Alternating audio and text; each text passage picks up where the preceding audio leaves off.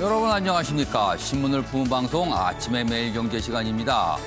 어제 사람들의 화제는요, 단연 긴급재난지원금이었습니다. 나는 받나 못 받나, 받는다면 얼마나 받는 거냐 하는 거였습니다. 정부에서 주겠다는데 받으면 좋은 거 아니냐는 반응이 대부분이었습니다. 그런데요, 어떤 분은요 이런 말씀을 하시더군요. 나 같은 사람은 꼭 받아야 하는 건가? 더 어려운 사람이 있을 텐데 말이죠. 이렇게 얘기를 했습니다. 한정된 돈을 쓸 때는 꼭 지혜가 필요한 법입니다. 3월 마지막 날 아침에 매일경제 신문 일면 기사부터 출발하겠습니다. 매일경제 일면 기사입니다. 방금 제가 말씀드린 긴급 재난지원금 얘기가 실려 있습니다. 소득 하위 70%, 1,400만 가구에 100만 원 지급, 100만 원 4인 가구 기준입니다. 어제 3차 비상경제회의 문재인 대통령 주재로 열렸고요. 여기서 확정이 돼서 발표가 됐습니다. 긴급재난지원금 중산층까지 지원이다 이렇게 돼 있습니다. 소득 하위 70%, 그러니까 상위 30%만 빼고 다 주는 거죠. 그러니까 중산층이 들어가게 됩니다.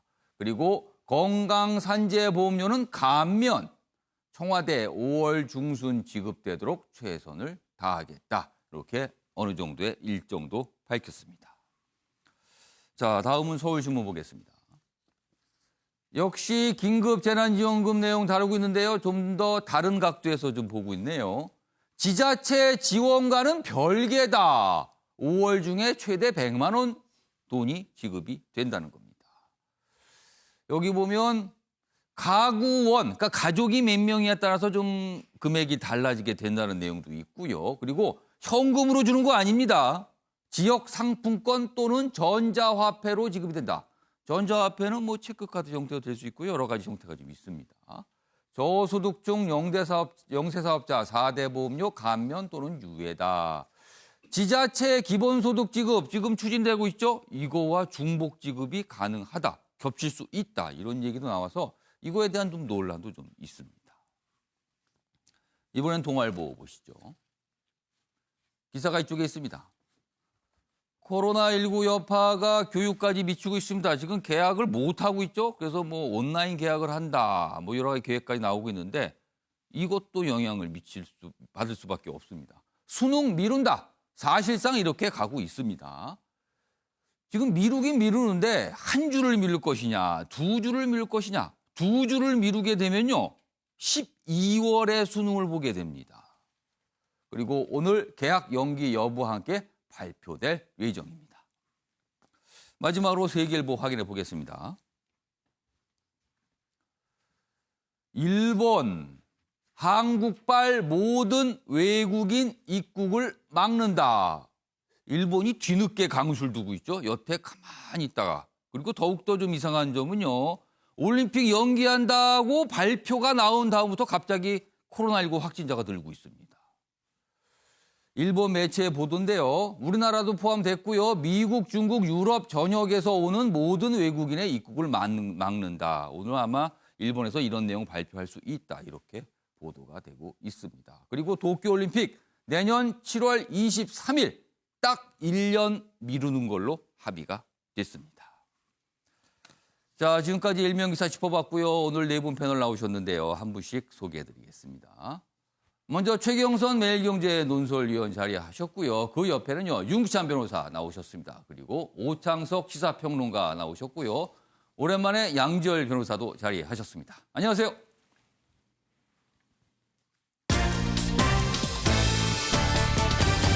오늘 다룰 주요 이슈들을 정리했습니다. 아침을 여는 키워드 4가지가 준비되어 있는데요. 첫 번째 키워드, 많은 분들이 이게 제일 궁금하다고 말씀하세요. 나는 과연 70%에 속하는가? 나는 여기 들어가는가? 이겁니다. 대부분 분들이 어떤 분은 확신에 차서 말씀하십니다. 본인이 소득이 적기 때문에. 그런데 어떤 분들은 잘 모르겠다 하시는 분도 많이 있습니다. 두 번째 키워드, 1억 3,200만 원. 소송 핵수입니다. 제주도를 다녀갔던 논란의 모녀, 제주도 당국이요, 소송을 걸었습니다. 액수가 상당합니다. 그리고요, 세 번째 키워드는요. 정치권에서 로고송 경쟁 시작됐습니다. 각 당이 자신들의 주장을 가장 잘 담았다고 생각이 되는 로고송들을 정했거든요. 그리고 마지막 키워드, 휴대전화 9대. 조주빈이 사용했던 전화가 9대나 된답니다. 도대체 이 많은 전화는 왜 필요했던 걸까요? 자, 이렇게 네 가지 키워드로 오늘 내용 정리했고요. 첫 번째 이슈는요. 긴급 재난지원금 얘기 좀 해보겠습니다. 전체적으로 그리고 개략적인 내용을 알려줬는데요. 꼼꼼히 들여다보면은요. 좀 따져야 할 지점들이 보입니다. 그 얘기 좀 해보겠습니다. 첫 번째 기사는 이런 제목으로 돼 있습니다. 재난지원금 준다면서 지급 기준도 못 정했다. 그렇습니다. 아직 명확하지가 않아요. 소득을 과연 얼마로 자를 것인지. 그리고 1인 가구, 4인 가구, 뭐 가구 수가 다르거든요. 그러면 어떻게 되는 건지 기준이. 이게 명확하지가 않습니다. 소득 하위 70% 준다고는 정했습니다. 그러나 구체적인 소득 기준이 없습니다. 여기 뭐 그 내용이 지적이 돼 있고요. 그리고 5월 중순 전 지급이 최선이다. 그러니까 총선 지난 뒤에 준비 과정을 거쳐서 5월 중순. 5월이 아마 가정의 달이니까요. 가정의 달은 좀 돈 쓸 일이 많죠. 그래서 그 얘기가 좀 실려 있습니다. 자, 관련 기사가 하나 더 있는데요. 다음 기사 또 보겠습니다. 9조 원 뿌리는데 소득액 그리고 대상자도 명확하게 못 정했다. 그래서 졸속 발표 아니냐. 이렇게 또 지적이 돼 있습니다. 여기 보시면 뭐 여기 어제 여러 가지 얘기가 있는데 자, 이 부분 좀 봐주세요. 건강보험 소득 기준이다. 뭐 이런 얘기가 나왔어요. 그래서 많은 분들이 어제 내가 건강보험료를 한 달에 얼마 내지 이걸 가지고 한번 따져봤는데 그것도 100% 맞지 않습니다. 그리고요. 건강보험 소득 기준 하면은요. 지금 직장보험 가입자하고 지역보험 지역 가입자가 좀 기준이 달라요. 그래서 형평성 논란도 있다. 그렇습니다. 그 내용이 여기 소개되어 있습니다. 보시면 여기 아랫부분 잡아주세요. 예, 현재 국가가 보유한 통계청 통계와 건강보험 등 각종 복지 행정 자료를 총동원해도 소득 하위 70%에 해당하는 가구와 아닌 가구를 정확히 구분해낼 방법이 없다. 이거 어떻게 되는 겁니까? 이게 구별이 애매하다는 거잖아요. 지금 상으로.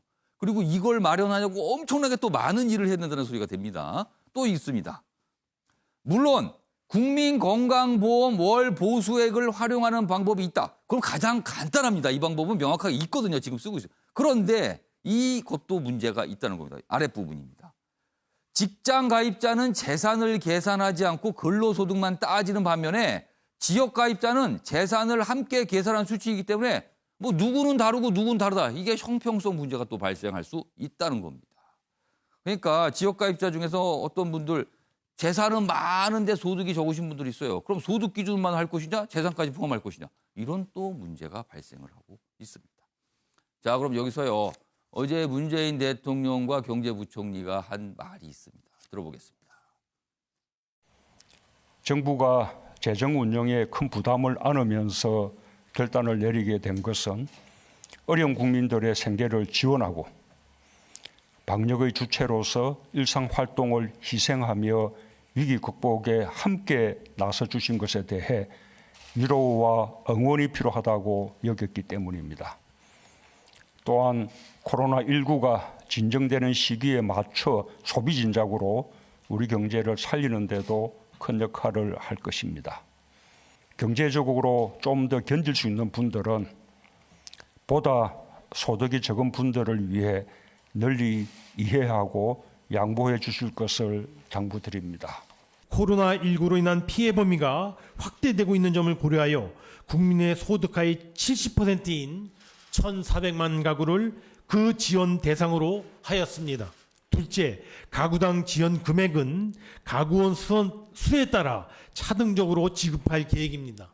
1인 가구는 40만 원, 2인 가구는 60만 원, 3인 가구는 80만 원, 그리고 4인 가구 이상은 100만 원을 지급받게 될 것입니다. 자, 최영선 의원님. 우선 궁금한 점이 하나가 있습니다. 통상 이런 어떤 현금성 지급, 복지 같은 거를 정책을 시행을 할 때요. 처음 도입하는 경우에 통상적으로는 소득 기준을 먼저 정하지 않습니까? 소득을 어느 정도 금액을 딱 잘라서 이 이하만 적용을 하겠다. 통상 이런 건데 이번에는요. 그 소득 기준 제시가 없이 대상자부터, 그러니까 소득 하위 70%라는 어떤 대상부터 정하고 향후에 소득 기준 정하겠다. 뭔가 좀 순서가 바뀐 것 같아요. 일단 예. 이것을 이해하는데 대전제가 있습니다. 예. 정부가 뭔가를 발표를 하면은 예. 국민들 대다수는 정부가 발표한 것 아니냐. 예. 뭔가 바이블처럼 확정된 것처럼 생각을 하지만은 예. 정부가 국가 예산을 국회 동의 없이 쓸 수 있는 건 한 푼도 없습니다. 그래서 이것은 지금 정부의 아닐 뿐이고 예. 국회 동의를 받아야 됩니다. 그래서 국회 동의 받는 과정에서 많이 달라질 겁니다. 이른바 이제 추가 경정 예산이 되겠죠, 그게. 예, 그러니까 국회 동의를 받는 과정에서 많이 달라질 예. 거기 때문에 이것은 단순히 정부의 아닐 뿐이다. 계획 아니다. 예. 예. 그리고 이제 앵커께서 방금 말씀하신 예. 그 부분이 왜 문제가 생겼느냐. 그러면은 지금 정부와 여당 내에서도 의견이 예. 많이 충돌했습니다. 뭐냐면은 정부 여당 쪽에서는 가급적 많은 그 국민들에게 이걸 지급을 하자.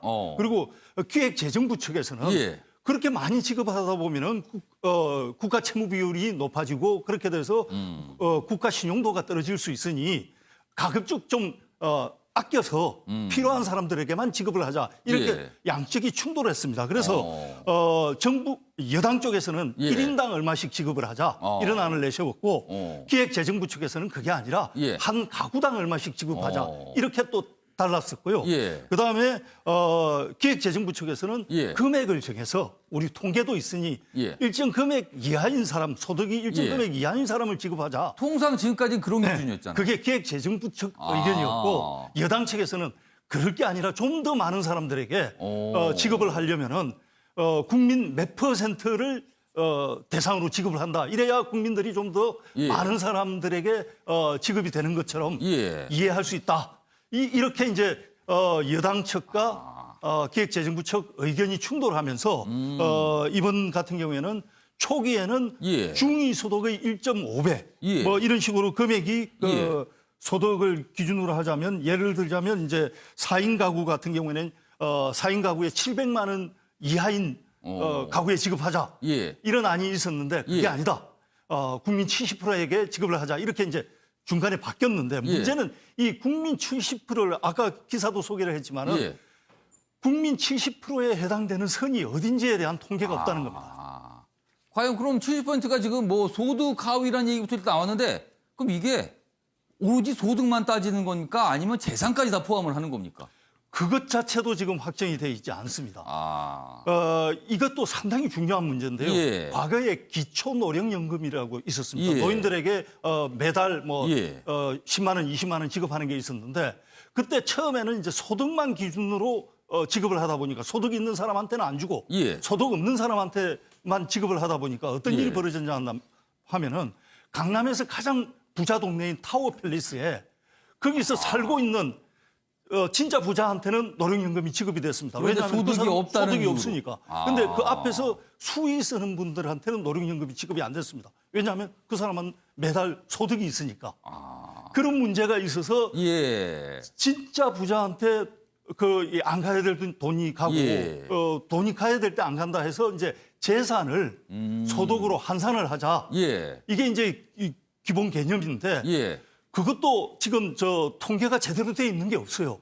그래서 재산을 소득으로 환산을 해가지고 그러니까 예. 근로소득 그다음에 예. 연금소득뿐만 아니라 재산을 소득으로 환산을 해가지고 이게 전체를 계산을 했을 때 예. 70%가 어디냐. 여기에 대한 통계가 없기 때문에 예. 저 방식대로 지급을 할 수 있느냐 이 부분에 좀 의문이 있습니다. 사실 지금까지 정부가 여러 가지 복지 정책을 시행할 때 사실은 소득이 좀 적으신 분 기준으로 항상 했거든요. 그래서 지금 정부가 갖고 있는 통계는 소득이 좀 중간 이하층 계신 분에 대한 통계는 좀 꼼꼼하게 갖추고 있는 반면 그 이상 통계는 좀 꼼꼼하지 않다는 지적들이 좀 있어서 이번에도 역시 그런 부분에 대해서 약간 준비 과정이 부족했고 앞으로 준비를 해야 되는데 과연 이 작업이 얼마나 원활하게 진행될까 뭐 이런 부분에 대한 지적이 좀 있습니다. 자, 다음 기사 하나 더 보겠습니다. 이와 관련돼서 좀 파생되는 문제입니다. 지자체들 중구난방 현금 지원. 그렇습니다. 여기 표 보시면요. 거의 모든 광역자치단체가 뭔가를 준비하고 있습니다. 다. 액수도 다 제각각이거든요. 그리고 소유 예산 다르죠. 그러니까 다들 뭔가 좀 준비하고 있는 상태인데 이 상태에서 정부 지원이 이제 발표가 된 겁니다. 그러면은 중복이 될 수 있다고 어제 얘기가 나왔어요. 가능하다고. 그러면 겹쳐서 받을 수가 있는 겁니다. 내용 보면은요. 그렇다면은 지자체에 따라서 지원 액수가 제각각입니다. 그러니까 중앙정부가 주는 기본 액수는 바탕에 깔고요. 지자체별로 액수가 다 다르거든요. 그러면은 동네에 따라서 받는 돈이 달라지는 현상이 발생을 할 수 있습니다. 그래서 뭐 여기 보면 대구가 사실은 집중 지원을 받는 곳인데 대구보다도 더 많은 돈을 받는 곳도 나타날 수 있다. 이런 얘기까지 좀 나오고 있습니다. 윤기찬 변호사. 이 부분은 이걸 좀 어떻게 봐야 되나요? 뭐 어쩔 수 없는 겁니까? 아니면 좀 이건 어떻게 좀 봐야 됩니까? 그래서 원래 중앙정부가 일률적으로 할 필요가 있다라고 생각한 것 중에 저런 이유가 있었거든요. 예. 그 거주지에 따라서 받는 혜택의 액수가 달라지고 형편보다는 거주지에 따라 달라지는 네. 이런 문제가 있고 저렇게 다 합치면 약 21조에서 50조 정도의 또 예산이 들어가요. 그러니까 예. 이게 중복 지원이 되는 거거든요. 그래서 정부가 물론 아까 말씀하신 대로 지급 대상이 누구냐도 확정이 안 됐지만 예. 왜 그 금액이냐도 확정이 안 돼 있어요. 그리고 왜 주냐? 예를 들어서 달라는 게 아니거든요. 지금 국민들은 예. 뭐 국민에 따라 다르겠지만 생업의 문제를 제기하시는 거지 현 내가 쓸 돈이 없으니까 얼른 달라라고 요청을 하고 있는 상황은 아니에요. 예. 그런데 정부가 일부러 주는 거란 말이죠. 그것이 경기 진작이냐 아니면 취약계층 지원이냐 예. 목적이 분명히 나타나야 되는데 예. 70%를 준다는 거 아니겠습니까? 국민의 70%를 준다는 거예요. 그러면 이것이 과연 소외계층에 대한 지원이냐 충분한 지원이냐 오히려 일부 소외계층을 선별해서 충분한 지원을 해드리거나 또는 경기 진작을 위해서는 다른 민간 분야에 지원하거나 왜냐하면 이 재정 승수라는 게 있는데 1조를 쓰면은 정부가 1,600 정도의 GDP 생산 효과가 나오는 그 정도뿐이 안 돼요. 민간 효과에 비해서. 그러면 과연 이것이 경기 살리기에 치중한 것이냐 아니면 소외계층의 직접적인 지원이냐 둘 다 아니라는 거죠. 그래서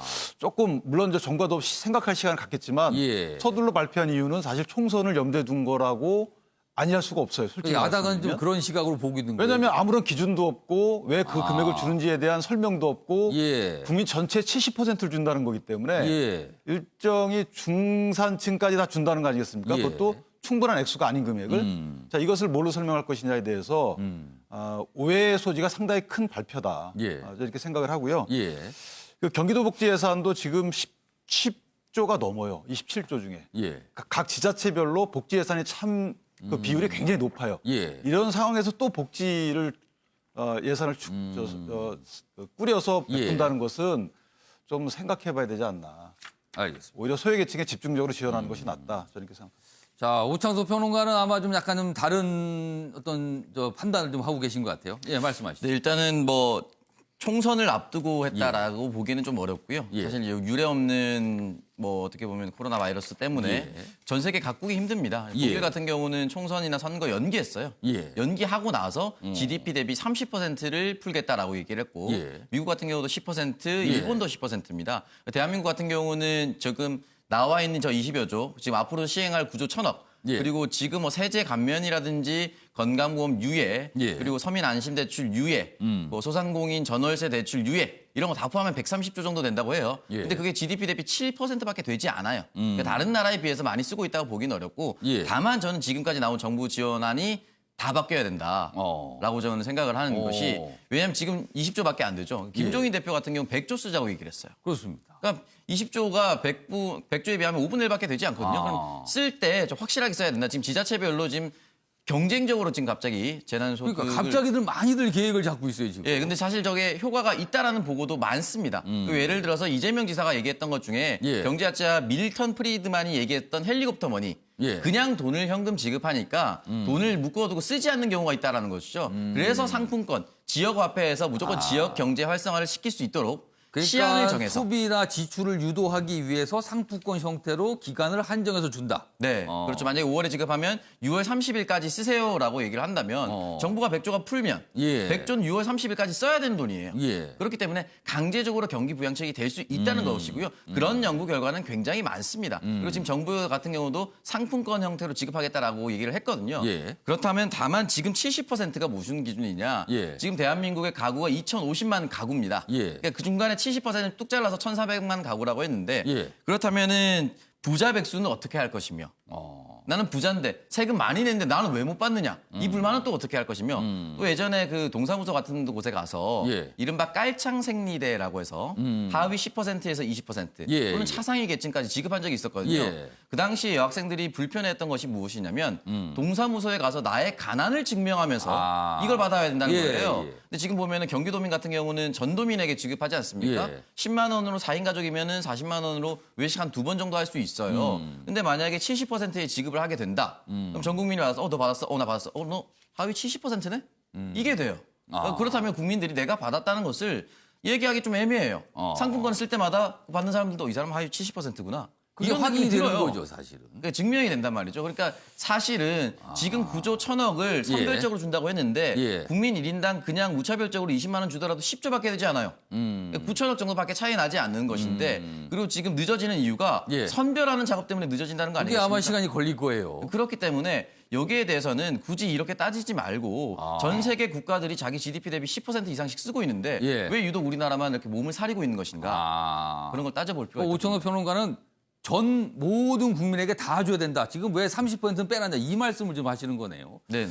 자, 양지열 변호사께는 약간 이건 좀 지역적일 수 있는데요. 이건 지급 방식이 일단 지역 상품권 얘기가 나왔고요. 뭐 전자화폐 나가는데 아마 상품권 위주가 되지 않을까 이런 전망이 있는데 사실 상품권이요.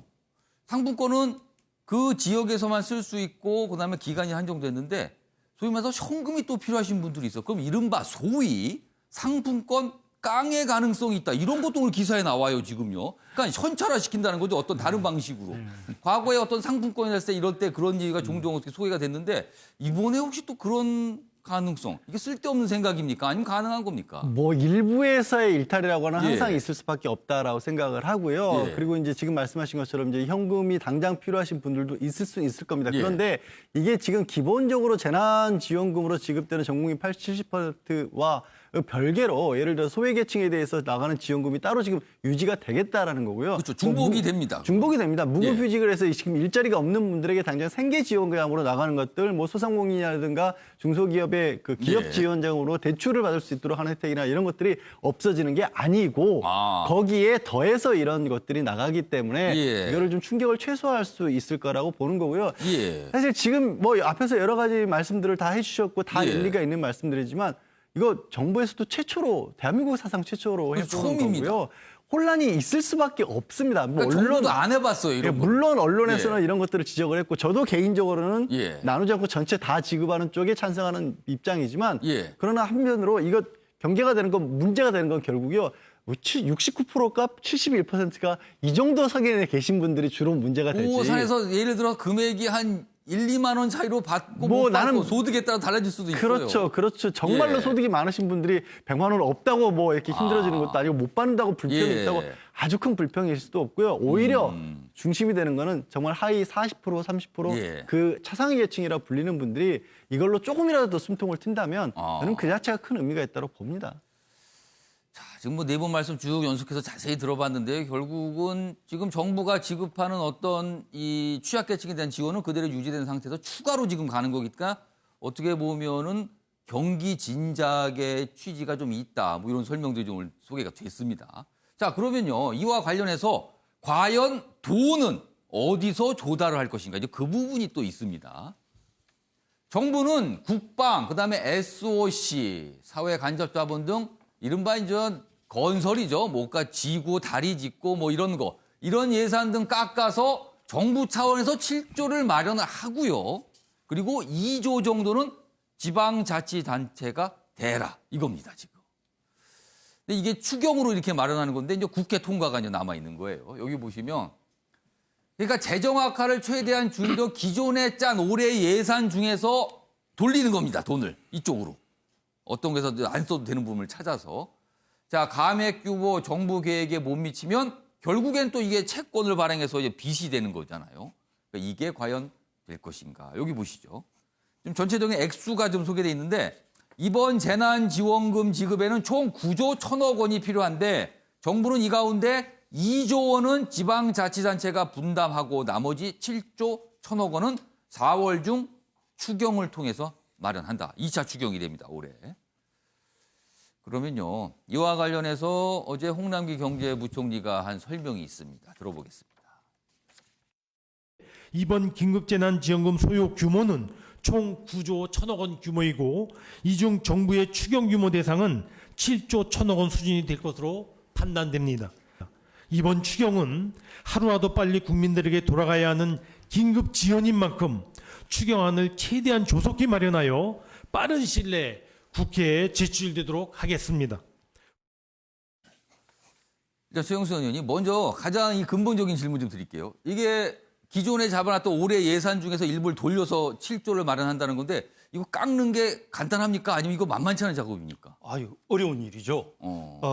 작년 예산을 쓸 때도 사실은 7조 원 정도 못 쓴 돈이 있긴 합니다. 예. 그렇지만 국회가 이미 승인해서 이런 용도로 쓰라고 해서 통과시킨 예산안을 예. 이거 안 쓰겠습니다 하고 국회에 다시 승인을 받는 과정이 과거에 한두 번 그런 일이 있었긴 합니다만은 예. 굉장히 외환 위기라든지 특수한 경우에 있긴 있었는데 예. 굉장히 힘든 일이죠. 사실 어떤 예산이 설정이 되면 그에 대한 이해관계자가 있잖아요. 그럼 맞습니다. 그쪽 이해관계자가 자기네 예산이 깎인다는 걸 알게 되면 이게 또 반발이 있을 것 같은데요. 국회의원들이 쪽지까지 넣어가면서 통과시킨 것을 예. 다시 취소할 가능성은 거의 없죠. 그러니까 과거에 깎은 경우가 있다고 말씀을 드렸지만 그때도 예. 금액 자체가 뭐 몇천억 단위, 예. 뭐 아주 적은 규모였어요. 그리고요, 이거 지방자치단체한테 2조를 좀 부담을 하라고 지금 계획이 돼 있잖아요. 근데 지자체 예산이 그렇게 여유가 있는 게 아니고요. 그리고 지자체별로 아까 보셨지만 자체적으로 재난지원금을 지금 추진하고 있거든요. 그럼 이게 자칫 이거 어떻게 되는 겁니까? 그러면? 그래서 이게 이제 앞서도 말씀하셨지만 예. 굉장히 좀 중구난방이다. 어. 지자체별로 이렇게 이제 기본소득이라든지 재난소득이라고 생계비해서 지급을 하는데 예. 경기도 같은 경우에는 이제 중앙정부가 지급을 하면은 중앙정부 돈이 지급이 되고 경기도가 지급하는 게 지급이 되고 예. 또 시별로 지급하는 게 있습니다. 또 기초단체별로 또 지급하는 게 있어요. 지금 이게 2중, 3중으로 지급이 되고 말이죠. 그리고 중앙정부 내에서도 1차 추경안을 지금 통과를 시켰지 않습니까? 예. 거기에 지금 소비 쿠폰들이 다 들어 있습니다. 예. 그러니까 맨 하위 40% 소득자에게는 예. 140만 원 소비 쿠폰을 주기로 이미 1차 추경을 통과시켰습니다. 그런데 예. 1차 추경은 그대로 지급을 하고 또 지금 2차 추경을 해가지고 더 준다는 거거든요. 예. 그러니까 기초자치단체별로 2중, 3중으로 주고 아. 중앙정부도 지금 1차 추경에서 주고 2차 추경에서 또 주고 예. 이런 식인데 예. 이걸 좀 종합적으로 아. 관리해서 해야지 이런 식으로 중구난방으로 하는 거는 좀 이상하다. 그러니까 돈을 써서 필요한데 쓰는 거는 좋은데 이 돈이 좀 효율적으로 가야 되는데 너무 좀 이렇게 흩어져서 그리고 지급하는 주체가 다 달라서 이게 좀 뭔가 혼동스럽다. 뭐 이런 부분이 계속 지적이 되고 있습니다. 향후 논의 과정에서 이런 부분 좀 어느 정도 정리가 좀 될 필요도 있어 보입니다. 다음 기사는요. 어떤 좀 뭐라 그럴까요? 아쉬운 지점을 좀 지적하고 있습니다. 어제 발표와 동시에 이 내용도 같이 나왔는데요. 국민연금, 전기료 등 이런 거에서 납부 유예를 했습니다. 그래서 일각에서 나오는 게 사실은 자영업자나 소상공인 분들이 이런 것도 상당히 부담이다. 차라리 여기를 납부 유예가 아니라 감면을 해주는 게 더 낫지 않겠느냐. 이런 지적도 나오고 있습니다. 그러니까 같은 돈을 책정해서 쓸 때 이런 부분에 좀 쓰는 게 더 체감도가 높지 않을까. 이런 또 지적이 나오기도 합니다. 이 부분은 오창석 평론가님 요거는 좀 어떻게 보세요? 이 기사는요. 일단 사실 이제 감면 부분 같은 경우는 일단 좀 필요하다라고 예. 보고요. 물론 이제 체감도가 낮을 수밖에 없는 이유가 예. 저 부분에 있어서 이제 본질적인 해결 방법이 아니기 때문이란 거죠. 그러니까 밀어주는 거잖아요. 돈을 네. 내야 되는 걸 나중에 내라고 하는 거예요. 그렇죠. 사실 감면이 아니라 세제 혜택을 예. 줘서 아예 이제 절감을 해준다라면 모를까 감면이라든지 유예라는 경우는 결국은 이제 100일 뒤에 내야 되는 부분입니다. 사실은 3개월이라고 해봤자 이제 정부가 만약에 5월에 지급을 한다라고 하면 당장 7월부터 또 내야 되는 부분이거든요. 그러니까 상반기가 지나자마자 또 내야 되는 부분이 있기 때문에 예. 사실 체감도를 높이기 위해서라면 또는 직접적으로 자영업자나 소상공인을 돕기 위해서라면 예. 저런 부분이 아니라 어떻게 직접 지급하는 방식으로 좀 가야 되지 않을까라는 생각이 좀 들고 예. 다만 이제 저기 보면은 이제 중소기업이라든지 고용보험 혜택이 있습니다. 예. 저런 부분에서는 조금 더 도움이 좀 많이 될 수도 있다. 왜냐하면 지금 같은 경우는 재택근무를 또 많이 하고 있고 예. 그리고 중소기업이 허리띠를 졸라매고 있습니다. 실질적으로 이제 지출을 줄이자라고 결의를 해서 예. 왜냐면 사실 지금 또 보이지 않는 곳에서 지금 대량 해고 사태가 또 있습니다. 예. 그런 부분에 있어서 정부에서 저런 부분을 유예하거나 또는 완전히 감면해주거나 면제를 해준다라면은 고용의 안정성의 면에서는 조금 분명히 방어되는 부분이 있다. 다만 다시 말씀드리지만 본질적인 입장에서는 완전히 안 내게 하거나 직접 지급하는 예. 방식이 훨씬 더 좋을 것 같다고 생각합니다. 그러니까 일부는 어떤 보험료, 이게 4대 보험 중에서 일부는 30% 정도를 좀 깎아주는 경우도 있고요. 어떤 거는 납부를 좀 밀어주는 경우가 있습니다. 근데 이걸 보고 아 이거 가지고 되겠나 차라리 전 국민 4위 70%에게 그런 뭐 긴급 재난금을 지원을 돈으로 여기다 좀 가면 어떨까 이런 또 아이디어가 또 제시되고 있기도 합니다. 그래서 그러니까 저 여러 가지 좀 금액이- 논란이 좀 있습니다. 여기. 저 금액이 사실은 중요한 것이 4대 보험은 근로자하고 사업자가 같이 부담하거든요. 예. 그러니까 산재보험 같은 경우에는 물론 사업자가 다 부담하지만 예. 그러니까 저것이 어떻게 보면 되게 효율적인 어떤 지원책이 될 텐데 말씀하신 것처럼 저기에는 지금 지원이 덜 되고 있는 거죠. 그러니까 여기가 조금 아쉽지 않느냐 이런 지적도 나오고 있습니다. 그래서 이런 기사도 오늘 좀 실려 있습니다.